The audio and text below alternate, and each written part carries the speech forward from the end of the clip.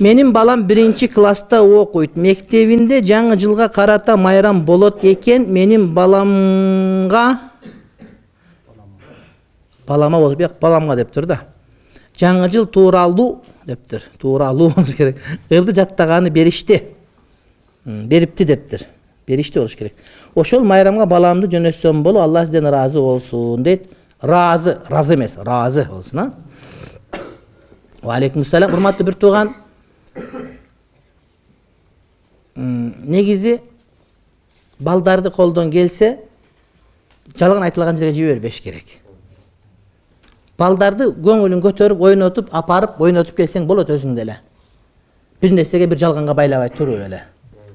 Эми бул боюнча мен ачык айтып бир нерсени айтып чыгып келген жок, бирок айтылган маселе.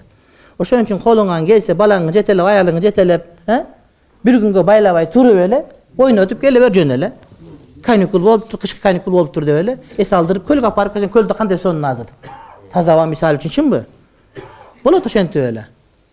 Аны өзүң акча бер, ага подарка бер, жалганды айттырып, бир нерсе кылдырып мисалы үчүн. Милдеттүү кылбайт, бизде демократия Кыргызстанда. Бизде демократия бар, Кудайга шүгүр. Азыр бир гана нерсе болот, жанагы вакцинация боюнча мыйзамды милдеттүү кылабыз деп атат. Бизде укуктуулук, ошо кашоодон калганы мен колдойт элем да. Бул атайын сырттан келген эмп болуп, бизге басым көрсөт, анча-мынчаларга пул берип, ушуну кылдырып аткан болушу мүмкүн деп эсептейм мен. Ушундай болуп, мен муфти болуп иштегенде кээ бир мыйзамдар болгондо айтышат эле. Мындай пул болсо мындай деген уккам ошончу. Бардык эмес, бирок кээ бир адамдарга акча беришип өткөрүшөт мыйзамдарды. А прививка чыгаргандар акчага туйтунушат. Ошого милдеттүү кылып атканы биздин элдер диндар болуп, кээ бирлер алгысы келип атса, ошону милдеттүү кылып алдырса, баарыбыз алсак, алардын товары көбүрөөк өтүп кетет деген сөз да. Мисалы үчүн курал чыгарганда согуш кылышат, эмне үчүн куралдар сатылсын деп да. Ошого кээ бирлер буга жана лоббировать этип атканын мен болжолдоп атамчы. Ушундай болуп калдык биз, урматтуу бир тууганым.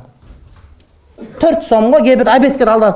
Проституткада эле болуп калат да. Проституткаларда кээде 50 сомго эле боло берет деп ээрчилгендер бар экен. Ошол сыяктуу абеткер аз болгондой болуп, бир 50 долларга, 1000 долларга деп андай болбош керек да. Элдин, улуттун келечеги биринчи орунда туруш керек.